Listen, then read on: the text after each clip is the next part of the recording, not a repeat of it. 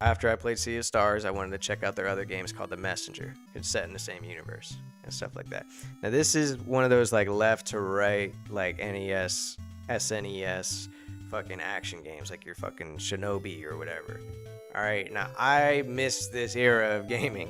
Okay, I guess the closest I played to it would be like left to right, fucking Mario, I guess. There was times when I was really enjoying it, and I was like, okay, like I could see how this is a genre. Like even when you get past like the technological limitations, which sort of forced you to do like a left to right type of a thing, I could see how like there'd still be value in doing a game in that genre, right? And then there's times I was like, this is fucking annoying, like this shit. Like, at times it felt like it was just trying to be difficult just to be fucking difficult, which that was frustrating.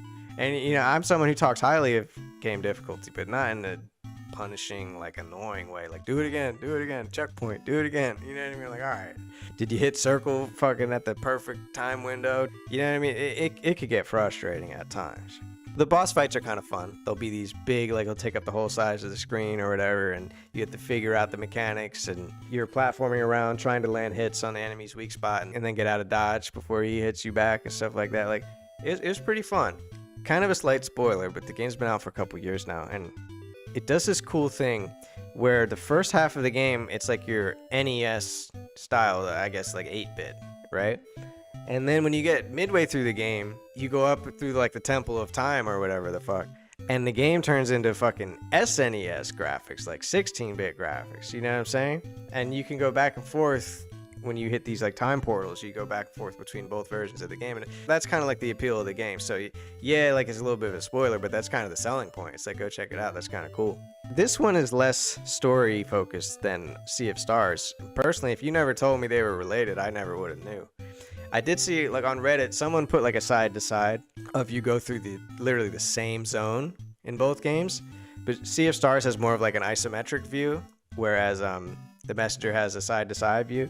I wouldn't have detected that myself, but it's kind of cool that the characters are going through the exact same zone, and like they had to go across a rope bridge at this part, or they had the fucking platform at this part. Like it was the same zone. Like they showed it side to side, so that was pretty cool. This is another one I haven't quite beaten.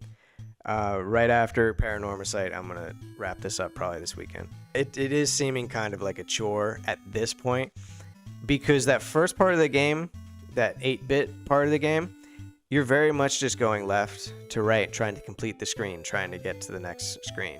At the part of the game that I'm at now, it opens the map, like you can go anywhere you want in the map, and you're sort of looking for these like hidden scrolls.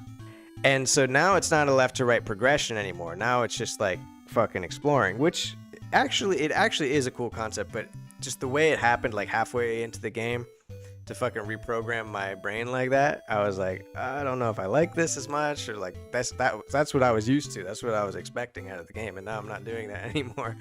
But it was interesting, and you can purchase hints from the store. Like you can grind some fucking gemstones or whatever if you need, and you can purchase hints, which is cool because I didn't want to just stumble around the fucking world eternally looking for something. So it'll tell you like what screen you're gonna find something on. And once I figured out that I could just buy the hints, I was like, all right, I'm in. So that's where I am now. I'm just, I'm buying each new hint, going to that new area, finding the secret, or uncovering a whole new area. It's funny, like when you die, you get this fucking like little demon. He brings you back to life, and then he'll follow you around. And the first like 20 gems that you collect, he takes them as like his fee, and then he fucks off after that. But he'll criticize you when you die, like he'll be judging you and shit like that. So it's kind of funny. It's kind of poking fun at this style of game. You know what I mean? But it's cool that I've sort of like filled in that gap in my resume. A lot of these games still come out, like Celeste and stuff like that. This is a genre that people still really like. I like to be hooked by the story and what's going on and stuff like that. And there was like hints of that in this game, but it seems like this genre is just not really conducive to storytelling, really. It seems like it's more of just like a gameplay thing.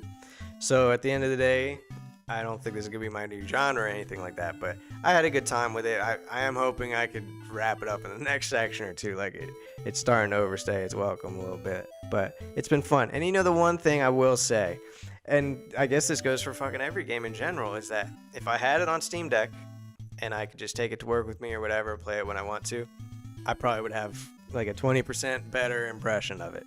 But I'm playing it on the PlayStation right now.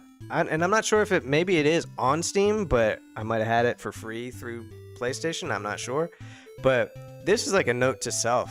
It's like, I'd rather pay for it on Steam Deck than have it for free on PlayStation. Like, my ability to play something is so much greater.